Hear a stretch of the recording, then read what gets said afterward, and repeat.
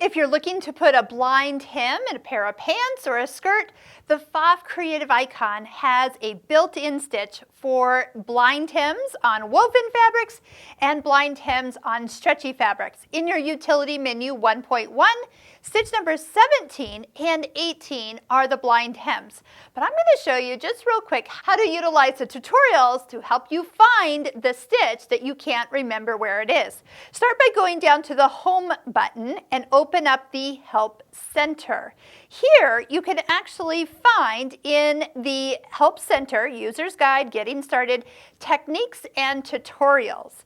At this point, you'll notice that there are all sorts of techniques here. There's sewing techniques, there's quilting techniques. We'll find what we're looking for in the garment techniques, hems and waistbands.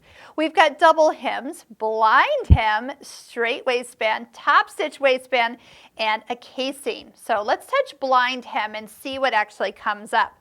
We have a little instruction box that comes up with 4 steps, and if your font is not large enough, definitely make it larger for you by touching the A.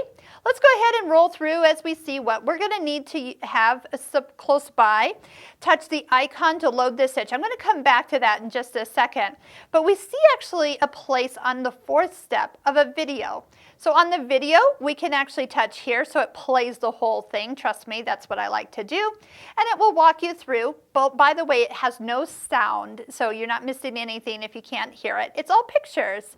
So it's going to guide us to which foot we're going to use. Yes, we are going to put the foot 3 on and adjust that guide for how thick our fabric is. So I'll show you how to actually do that. Okay, so let's just say we're done with our video.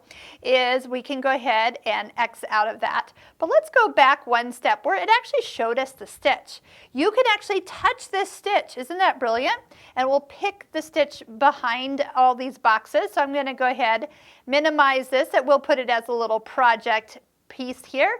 And when we come back, our stitch is selected and ready to use. So let me show you how that foot is put on and how do we fold that fabric so we get that perfect fold we're going to bite into to create a sewn, not hand sewn, blind hem and in the 10th of a time. So we're going to switch over to our foot 3, but before I switch, you're going to notice that this little screw here will adjust this red guide. So where do we adjust it?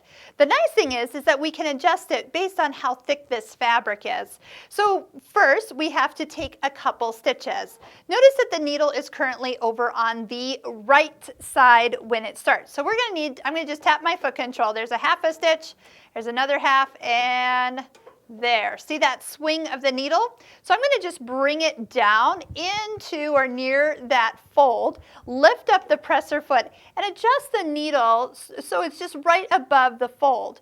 Once I'm there, you can see there's a little gap between my red marker and the fold of the fabric. So this is my guide. I'm moving my guide into the position of today's fabric. So when I stitch, all I have to do once it's all set up is run the fold of the fabric along the set guide.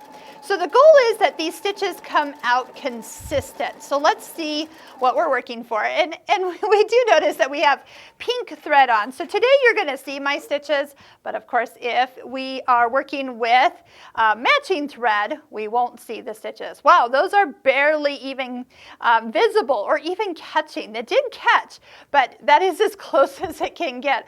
I was guiding it a little bit deeper as I got towards the end here, but look how small you can get it.